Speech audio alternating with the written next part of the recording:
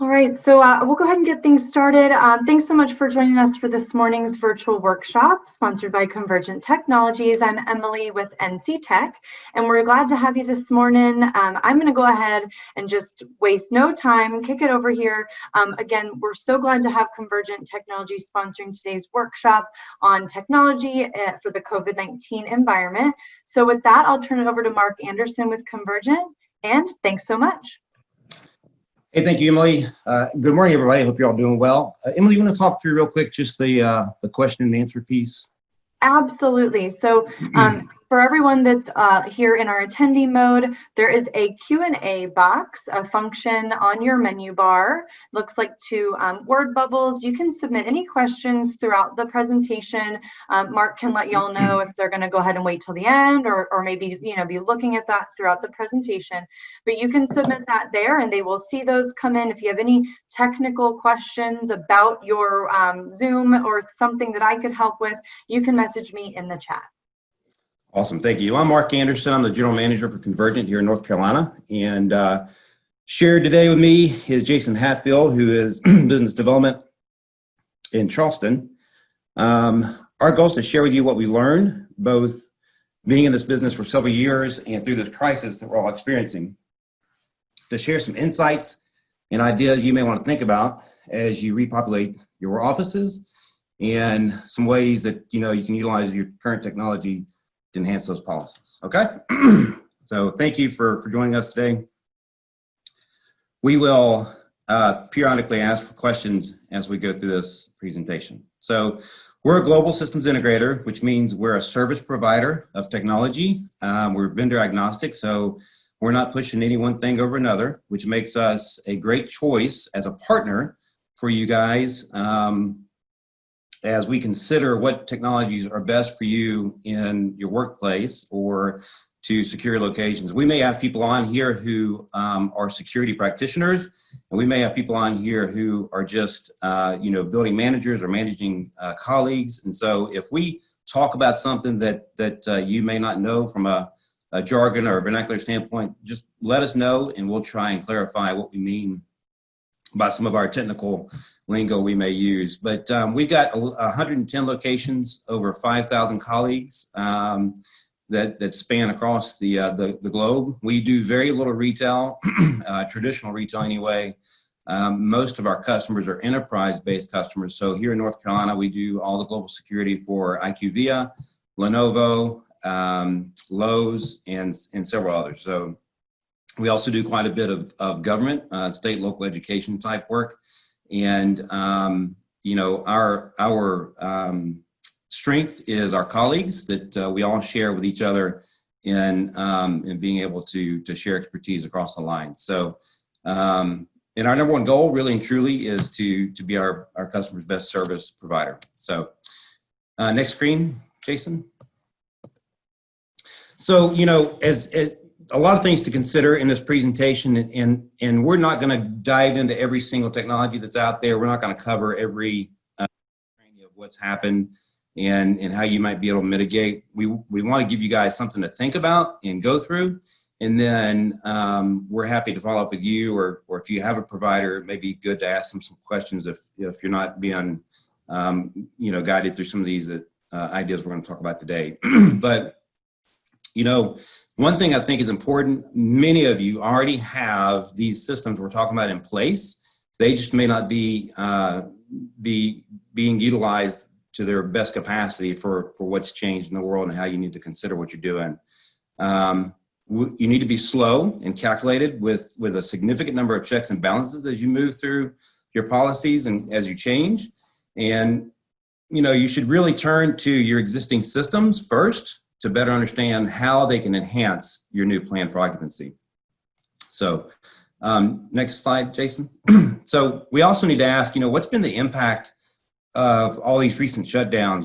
We're seeing crazy levels, just sad, of alcohol and gun sales, imprisonment. There's mass depression and civil unrest, and it really, the social distancing piece of what we're doing has really made a huge impact on society and as a whole. So as we talk about a roadmap, to going back to work. There's a lot of stops we need to make in this journey, and it's going to be different for everybody. It depends on the type of building you have, the type of occupants that are in the building, or is it all visitors? Is it just employees? Where the building is located, is it in a downtown area or in a rural area? What happens inside that building? You need to think about your ingress and egress points. How people are going to come in and out. How you're gonna think through. Do we block some doors up completely, or have one choke point, or what you're going to do in that regard? Is there going to be any testing that you're going to go through? Are you going to go through the thermal the temperature checking, or use thermal cameras, or a questionnaire? It's all these things that you've got to think through. And the one piece of advice we have is to start with a team of people inside and outside your organization who know you and who you have confidence in can guide you as you start building these policies and steps. And it's going to change, right? I mean, the policy is going to change as you go through. The procedure is going to change. But then once the policy is set, you got to come up with the physical, the logical, and potentially even an advanced solution to support the plan. And then once that plan's in place, you probably need to look at how you can enhance what you have with future technology. So exploring the thermal imaging and touchless access control and that kind of thing. So next slide. So, the other thing is each system, you got to take the opportunity to make changes now, and that the systems you have support the new policy and strategy you have. So I'm going to turn it over to Jason now, and he's going to go through a few of these systems and walk through. We're not going to walk through every one of these, but like I said before, what's important is many of these you already have, at your fingertips. You just need to know how to enhance them to your current policy. So, Jason. Sure. So I'm sorry, I think there's a little bit of a lag from where I click to advance a slide to when everybody's seated. So sorry about that on my end. So as we get started talking about developing your plan, I don't know if there's a way that I can see people raise their hands or not, but just pretend that I can see you, and I'd ask you to raise your hand if you are part of a return to work or repopulation team for your facility or for your company. I know that a lot of organizations are pretty far down this path. We've had conversations here in South Carolina with our customer base, with the market overall. Mark and I have had an opportunity to have some discussions with technology groups and industry associations, really in other parts across the Southeast. And it's really impressive to see what some organizations are putting together in terms of their plans and strategies and how far ahead they're thinking. And then on the other side of the spectrum, we talk to organizations that just are still hunkered down and haven't considered how they're going back into their offices yet, and others who just threw the doors open. That's the vast minority of organizations that we talk with. But most everybody who's having a considered and planned approach to repopulating the workspace and going back to work, so to speak, is doing so with on the back of a planning committee. And some of the best practices that we've heard from our customers and from our internal subject matter experts is to ensure that planning committee, that return to work committee, is cross-functional, and that the voices of all of the stakeholders involved are heard, including, and maybe we may be a little bit biased here given our backgrounds, but including those that are responsible for physical security. A lot of people may not automatically consider the health and infection control a physical security issue or something that's necessarily relevant, but as we're going to discuss, a lot of the tools, systems, and processes that are inherent to the physical security systems are helpful in that space. We had a virtual panel on this a couple of weeks ago nationwide, and I don't know if anybody who was on this was able to participate, but one of our customers out of Atlanta was on it, and it's a public school system, a very large one, and they had a really interesting comment about soliciting their voice of the customer, right? And in their world, the customer that they were servicing are the teachers, or the people who are in the classrooms and in the schools and interacting with the students as they were talking about, do they go back to school in the fall? And listening to not just considering it from what would be a corporate or a high-level view of the logistics of getting back to normal, but dealing with the emotional concerns and kind of real-world tactical day-to-day concerns of the folks who are in that workspace. So those are just a couple of best practices. Make sure that everybody's represented, and don't forget about the people who are going to be living and working in those spaces that you're going to be repopulating. We had a conversation last week with one of our customers in the upstate of South Carolina, and I see a couple of my colleagues on, and they may remember this conversation, but they had a really robust plan for repopulating their workspaces and facilities, and they had a very distinct program based upon the facility type. This particular organization had manufacturing facilities in their critical space, so some of those manufacturing facilities had actually ramped up production based on the things that they create or produce. And so those never shut down, but they adopted some different policies. They have executive offices and administrative facilities, and those were on a scaled and measured repopulation plan over a period of several weeks and months. And then they also had some other non-critical facilities that were dedicated to R&D and events and things like that. And those weren't even on the radar. They're not even thinking about those facilities and opening them back up right now. So for every organization, the facility type and what happens in there and how critical it is to your business and how the kind of risks that are inherent to the activities that happen within there, those are going to be unique. But the point here is to make sure that we're thinking about them in terms of in an organized fashion. Just because you decide it was time to go back to work doesn't necessarily mean that every building, every facility needs to be treated in the same way. And that's the same thing when it comes to people. Not every employee needs to be in the office, and I think that this almost goes without saying now. A lot of us have become very accustomed to and adept at working remotely, and I say that hoping that I don't make any missteps here with using our remote technology throughout this. I think we've gotten enough practice to be pretty good at it, but there are employees who are critical, who need to be engaged fully. There are those who are critical to the operation of the facility.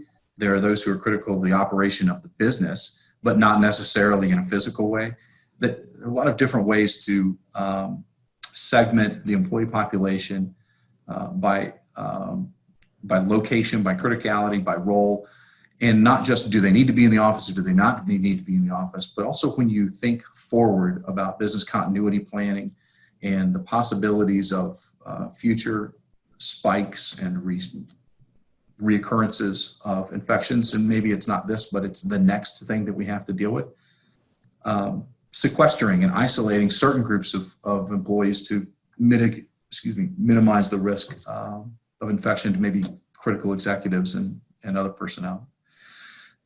Something we're going to talk about a little bit later as we go through and discuss how we leverage the security platforms that you likely already have in your environment today is thinking about whether or not your access control system, your badging system, your visitor management system, is it already set up to be able to segment the population into those very small granular groups and help manage, help manage those permissions on a granular and specific level? Or is it something that your integrator or your partner can help you to maybe sharpen the tools that you already have? Hey, Jason, I'll throw one thing in there too. So we're big here, and a lot of people are, it's not just us, on culture, right? And I think one thing that shapes these conversations, and I'll talk about it a little bit when we get into the thermal piece, but is culturally, how are some of these changes gonna affect not just the organization, but each individual person that's there. So just take into account that as you have to either test or track or whatever it is, that you just think through, the global piece, not just trying to tactically take care of keeping people healthy. So that's a great point, and that cultural lens shapes the way that the policies and procedures should be developed for any individual organization. It'd be very difficult in some ways it would be very easy if someone asked us as security professionals, but how do I open my building back up safely, or how do I lock down my building You could take a list of best practices and just say, just do this. But we recognize that that's not always the right thing for the health of the organization, both financially and from a cultural standpoint. So those best practices need to be taken into consideration, but shaped for the organization. And as we're customizing the policies and procedures, we also have to recognize that the guidelines and regulations that we are subject to are fluid. And I think we don't have to look very far to see that examples of where those have changed rapidly and sometimes with conflicting messages over the last few months. CDC guidelines, especially related to leveraging some thermal technology and other things in ways that they have not historically been leveraged before. They came about very rapidly and have then evolved somewhat, and we expect that they are going to evolve and change further as this larger event progresses and hopefully wanes. There are EEOC and ADA compliance requirements as you look at modifying access to your facility, restricting access to your facility, screening people. And then there are local edicts and guidances and unfortunately today curfews and other things that we have to be compliant with and pay attention to. So one of the key points to this is not here are all the requirements that you need to keep in mind, but take note that those requirements are ever changing, and you need to set up a cadence for revisiting and reviewing them. So as kind of 6 key steps that the planning committee or your team as you make your return to work plans need to accomplish, as one is create a cadence.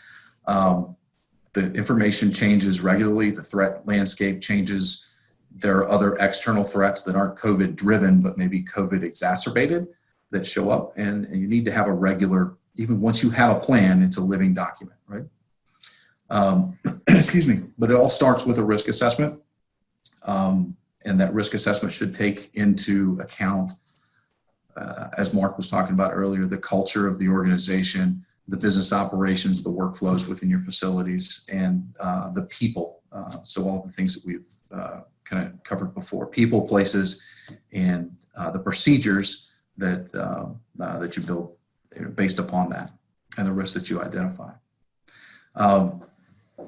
The safety plans in terms of infection control, infection risk mitigation. We'll talk a little bit about some technologies that you can use there, but there are things that you can implement from a process standpoint in terms of making sure that only X number of people are in certain rooms to allow for social distancing and minimize risk of infection and contagion based upon some common sense things that technology can help you with. Communication protocols are an important item that not everybody thinks about. A lot of organizations that may not have a robust emergency management plan or emergency response plan may rely on things like, group texts or just group emails, but there's some better tools and processes out there that we can touch on. We'll talk on cyber hardening a little bit later.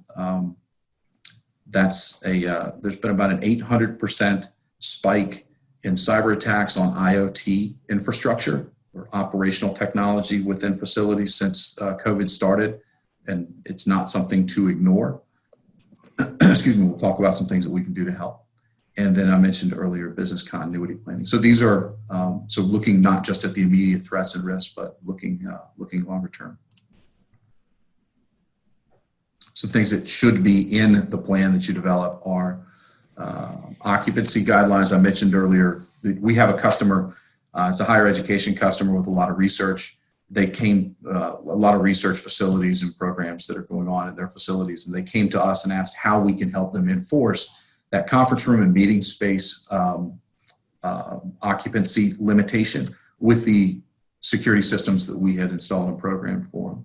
So things like, if this is, going back to the conference room example or classroom example in their case, if this is a 10-person room, if this is a 5-person room, how do we get an alert if it exceeds those? And there's technologies that can help with that, but even if you don't have those technologies, having some occupancy guidelines is important, and making sure that if you do have access control systems in your facility, that you're adjusting those privileges and that you're tuning those systems to help you as much as possible. Again, sharpening the tools that are already in your toolbox. Thinking about the facility spaces, what areas can you do you need to limit access to versus those that you can that have less critical operations that you're able to be a little bit more liberal with the access permissions on.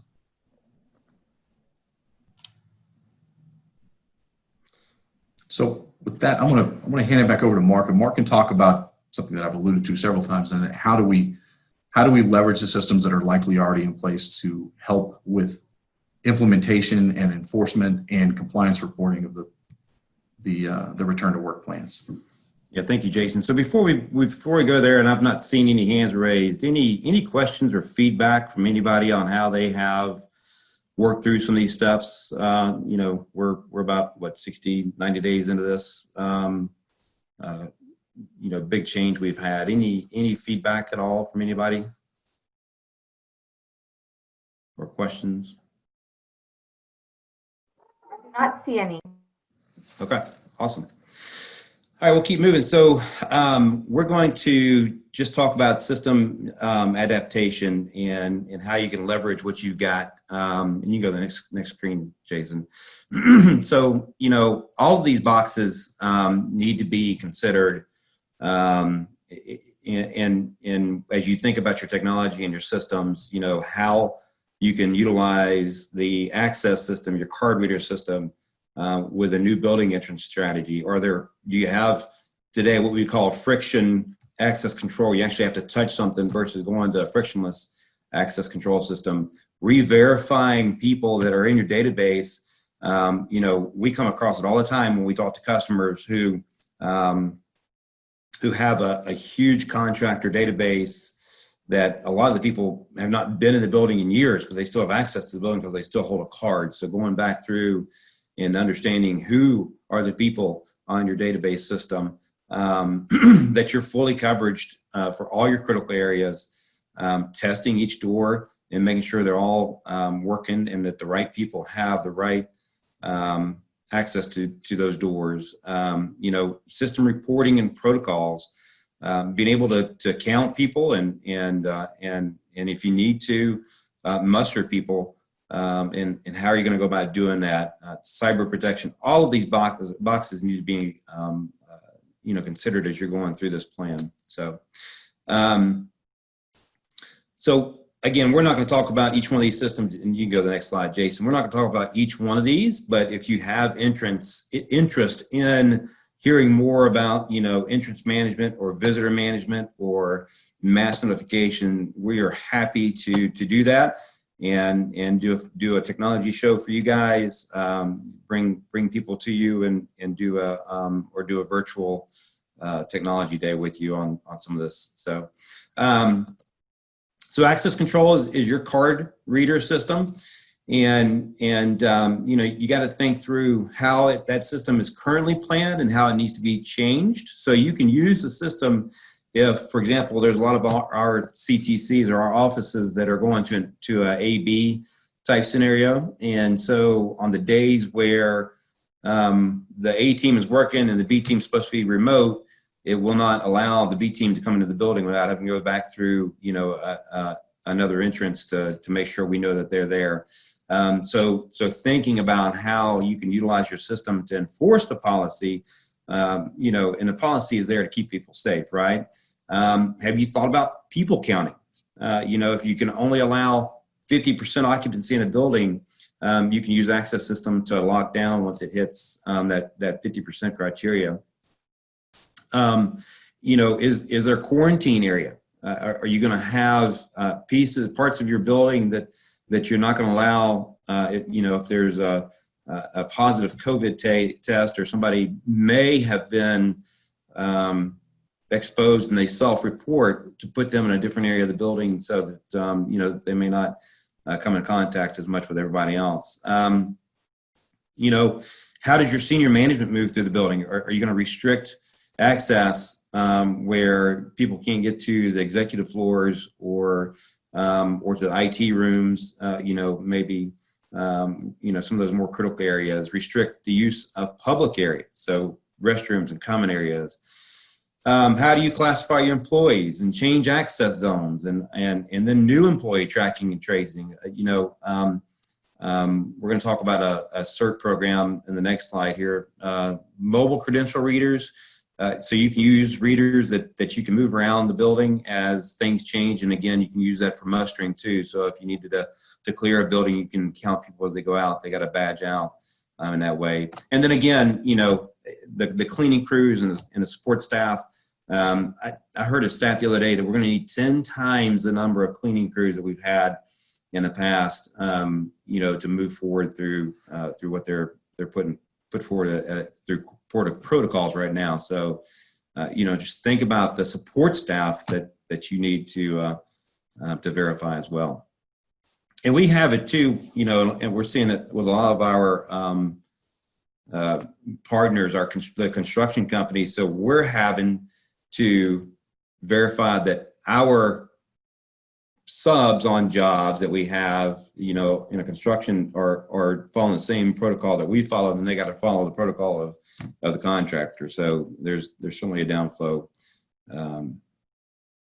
effect here. So the CERT program, and this is something, there's a lot of things that we can talk about that are very little cost or no cost at all, that we can enhance what you're using today and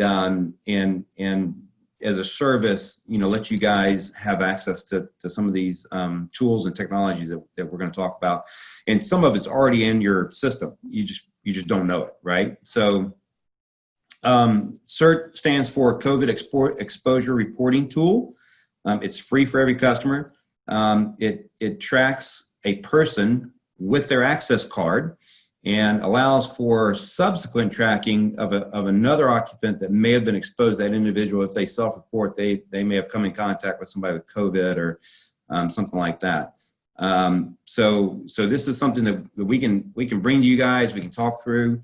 We're using a Fit for Duty app here at Convergent that we built that we can offer to customers too to help them enhance. It's a self-reporting thing. Takes you through some questions, and then, you know, if you answer no to one or two of the key questions, or yes, I guess rather that you have come in contact, then it'll send an email upstream.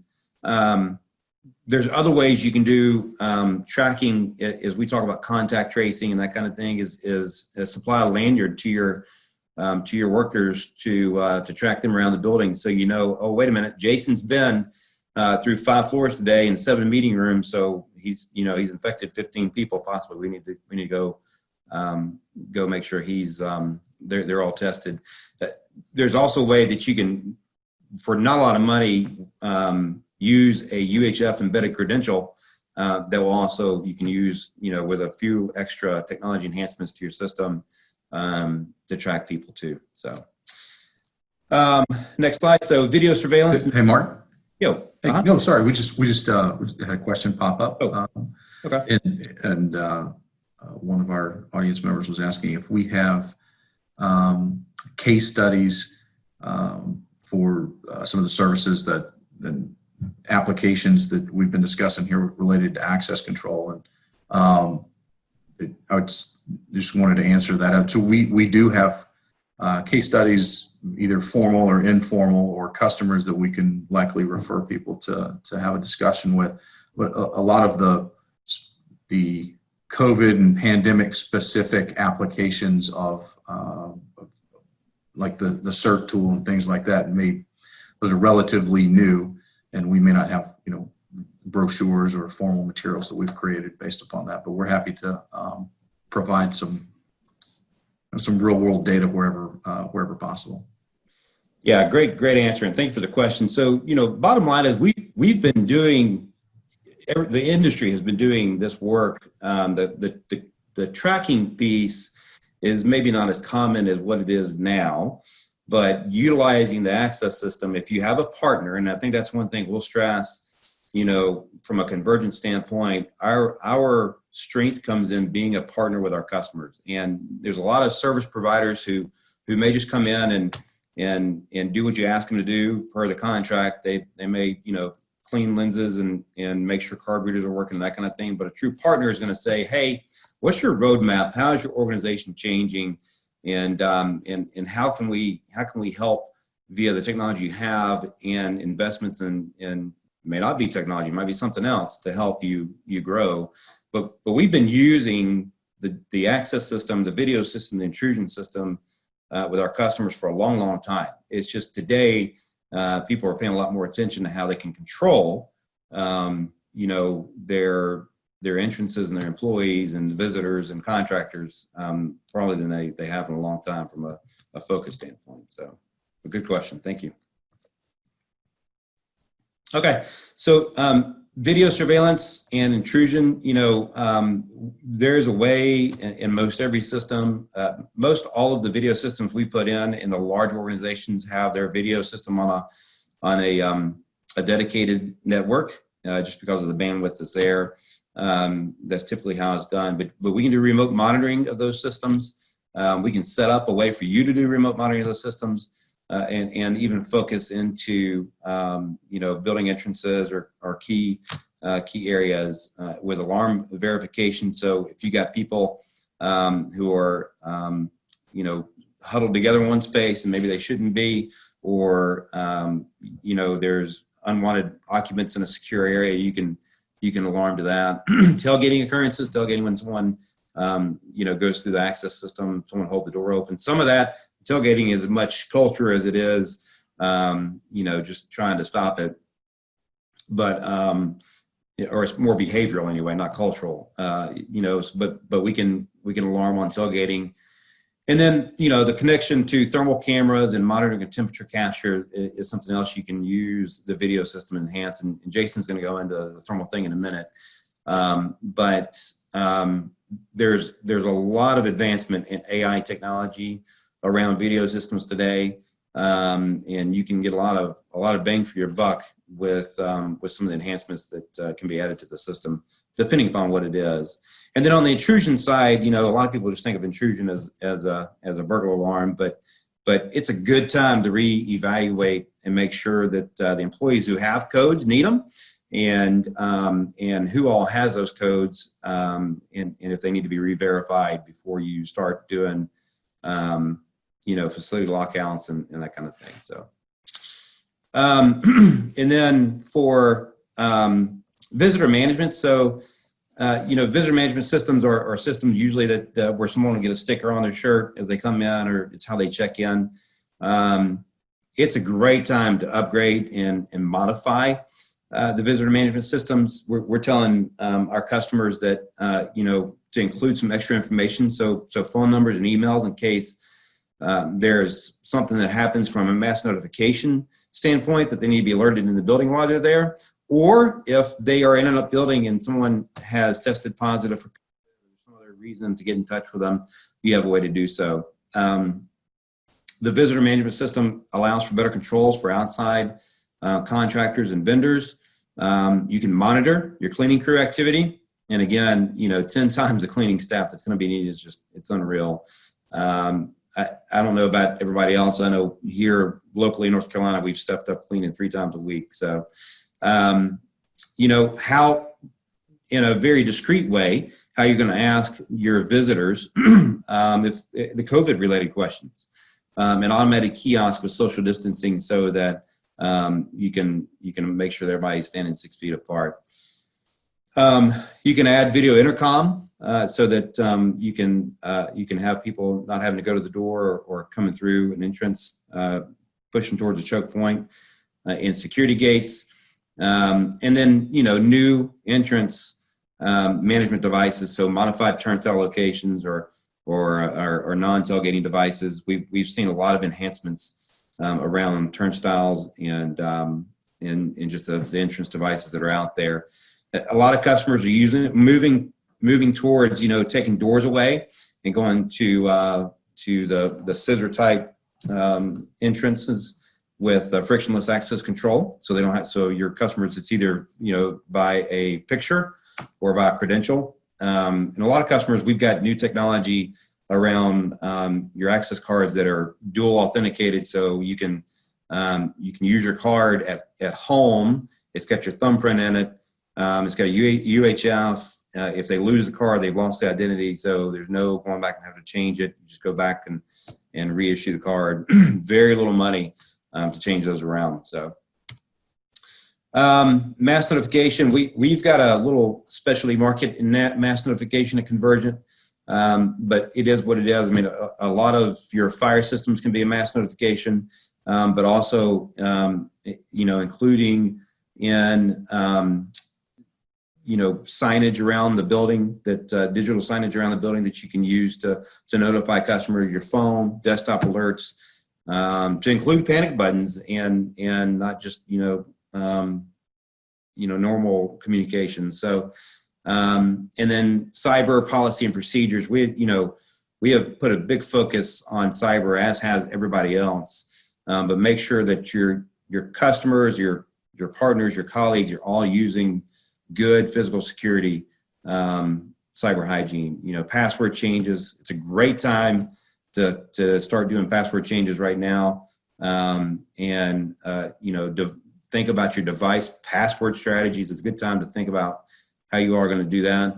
And then hardening your infrastructure, not just, you know, intrusion on your systems, but think about the peripheral systems. Think about your cameras. Think about your, you know, some of these recent attacks that have happened have been through the HVAC thermal thermometers, or the thermostats came through. They were IP addressed. They came through the thermostat and then shut down an entire company because of that. So we offer cyber hardening via, you know, making sure that the cameras are every camera's got a password to it.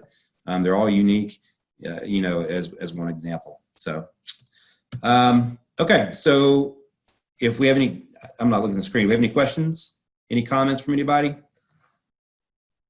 Jason's going to talk through thermal. And so I was trying to pull myself off mute. We had just a couple of comments around the CERT program that came up kind of in the background, and I took care of those. So we have some follow-up information that we'll be able to send out if you're interested. Just let us know.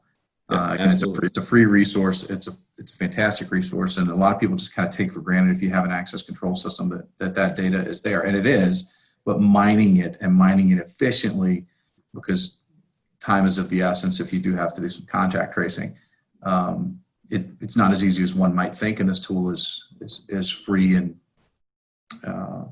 extremely efficient. So, well, I do want to make one comment on the last slide, and I'm going to see if I can back up without messing things up. But I think, and I'm not going to certainly not going to be making political or social statements, but we have a lot of civil unrest that's happening right now that's independent of COVID.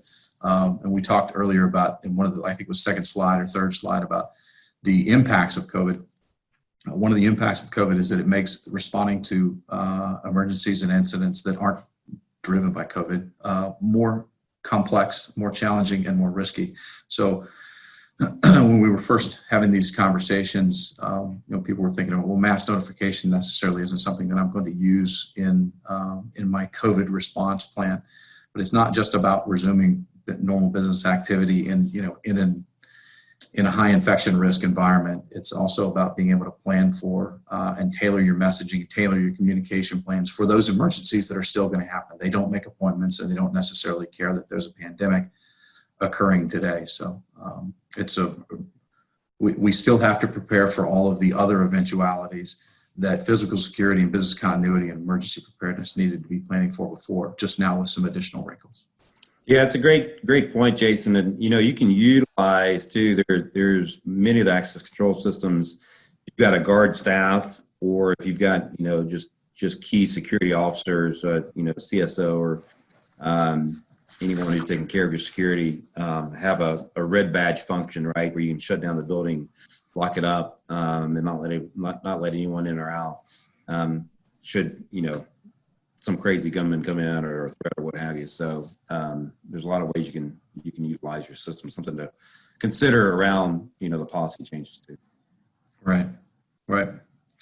And a lot of those can be dual purpose. We're having a presentation in a couple of weeks to law enforcement agencies for an investigative tool that typically has been used for criminal investigations, and that realized that, within the last couple of weeks, hey, this is a great investigative tool for contact tracing amongst public gatherings as well. So there's kind of dual functionality there.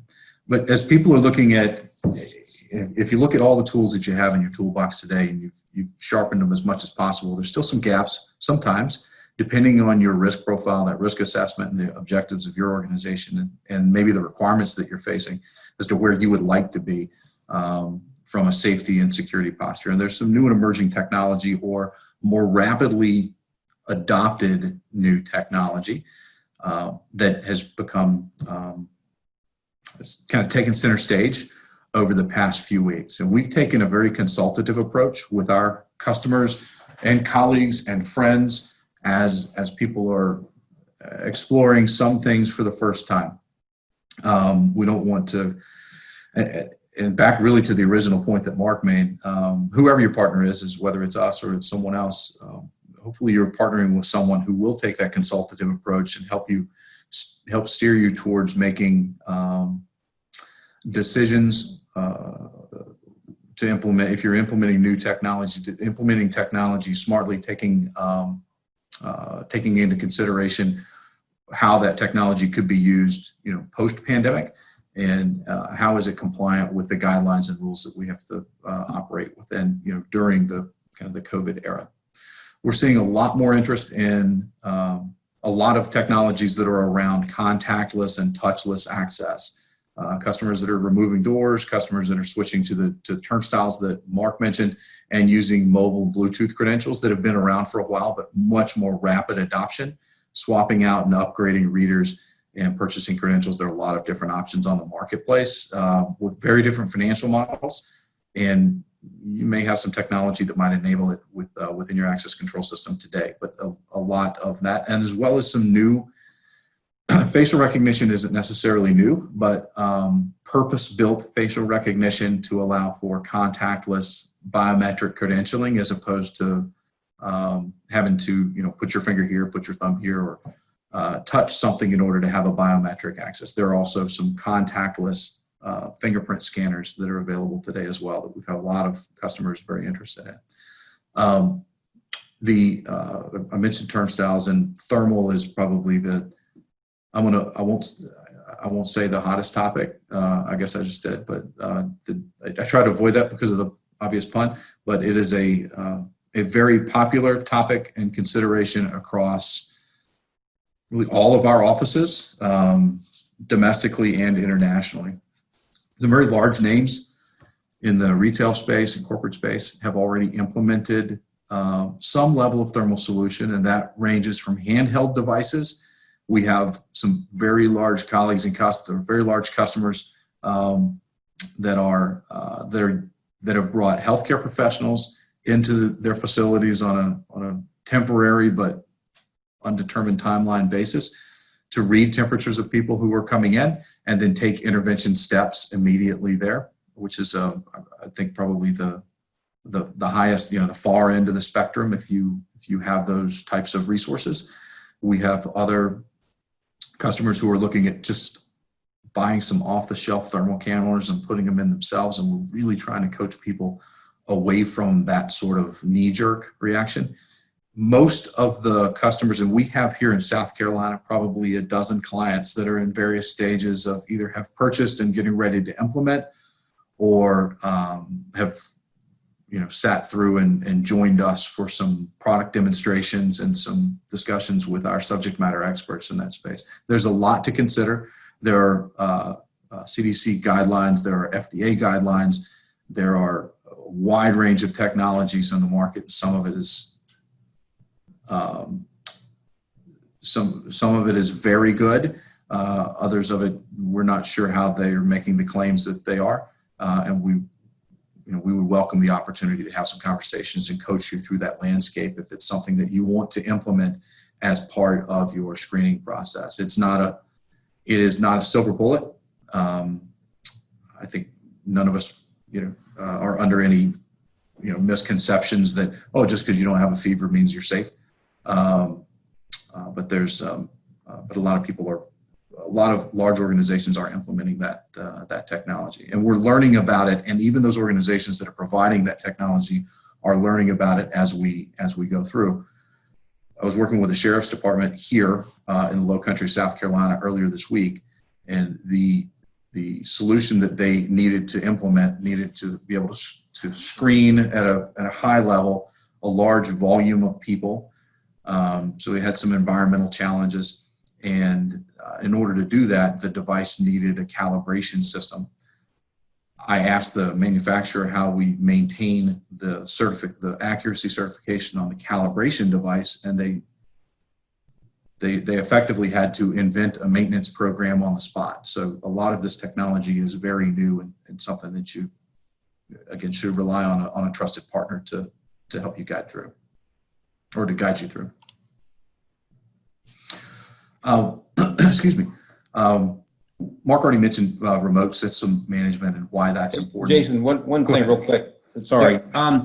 I would say that, so just the other thing we've learned about thermal, I don't know if we're going to touch on this or not, but so the FDA is actually the organization that is verifying. So the thermal camera is used for body temperature, it's regulated. So there's a lot of companies, video companies are coming out and say, hey, we got a thermal camera that can do X, Y, and Z. And, and they can, I worked for FLIR for 7 years, so I know a little bit about it. So, there's guidance on the FDA website of how the device can be used. There's also guidance around during a pandemic, you can use the device to take temperatures.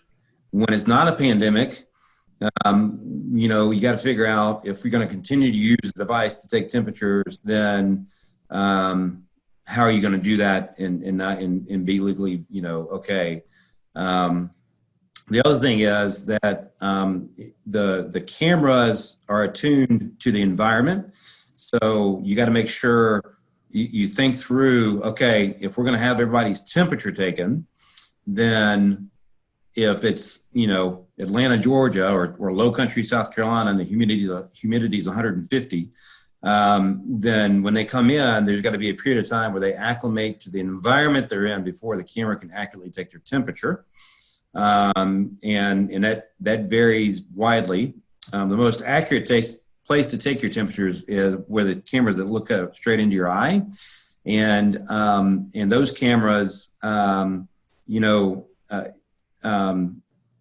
you can't have glasses on, you can't have a hat on. So then you got to think about, okay, how are we going to muster people to be able to take their temperatures? And if they do come back with a high temperature, then what do you do?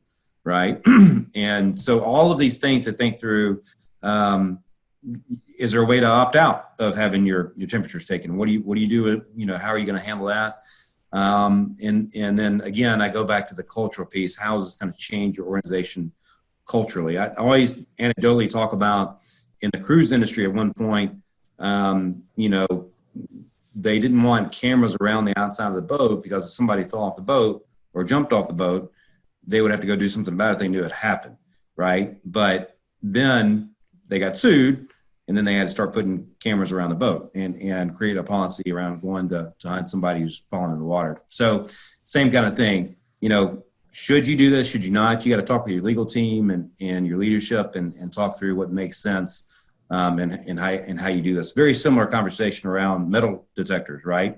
So it's just thinking through. But I would point you to FDA. We've got a really good presentation around thermal that we can walk you through some of the options that are out there, and talk through, what do you do with the cameras if you make a big investment into them and in a year nobody remembers the word COVID, and then you got to figure out what to do with the investment there. So, yeah, all great points, and it is unique to each organization. I mentioned the sheriff's department that we were talking with this past week, and they have their latitude with the data that they can collect about the people moving around in their facility is a lot different than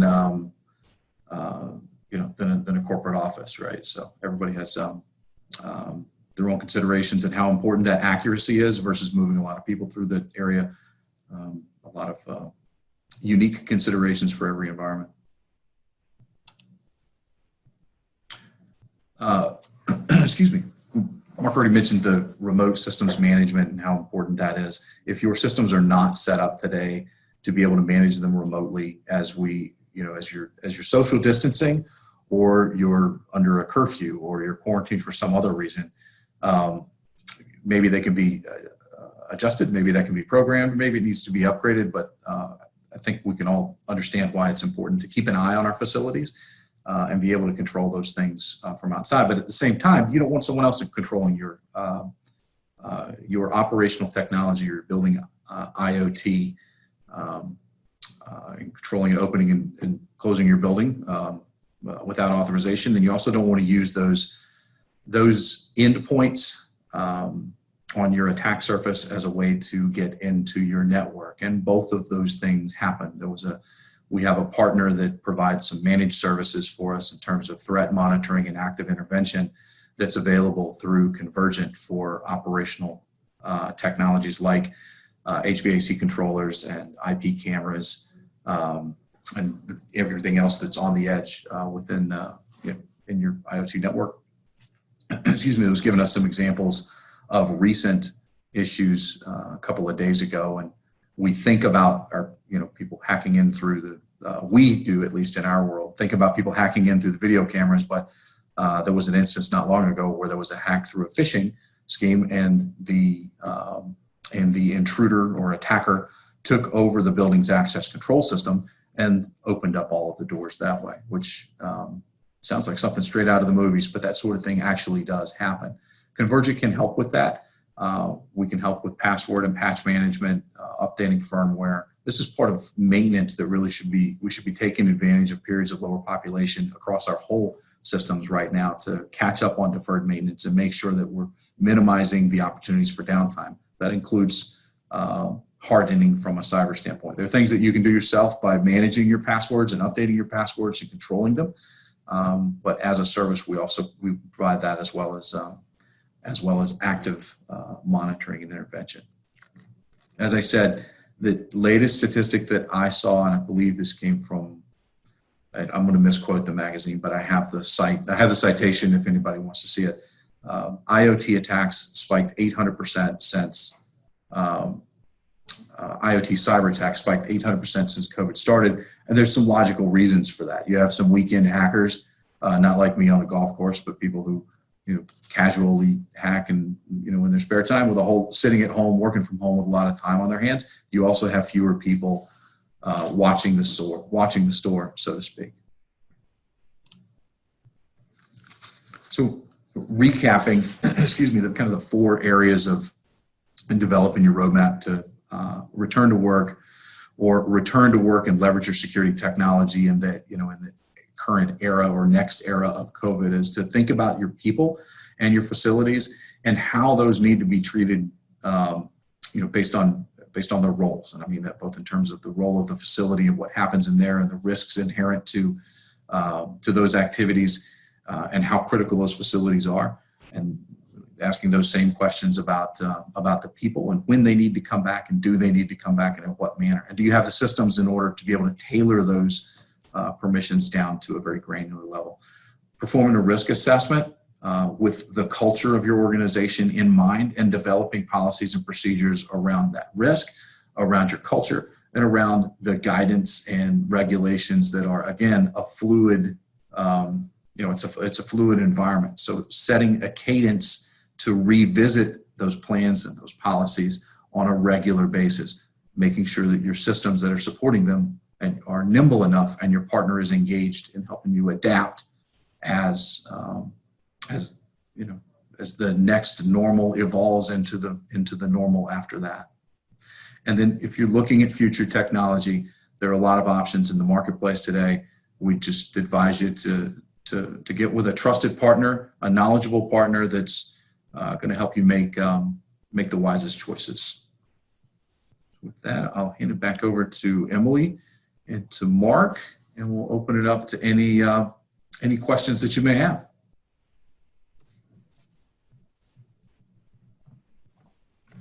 Awesome. Thank you so much. If anyone did have a question, you can go ahead and submit it in the Q&A, or we'll also be sending a follow-up email, and I'll go ahead and copy Mark and Jason. So if y'all have any questions for them there, and we will see if we can make a recording of the video available to you as well. So keep your eyes peeled for that in the next day or so. We will hopefully be able to get that to you. Thank you so much, Jason and Mark, again, and to Convergent Technologies for sponsoring. And I hope everyone has a great afternoon, and we hope to see you again very soon. Thank you, everybody. Thank you. Appreciate it. Thanks, everyone. Take care.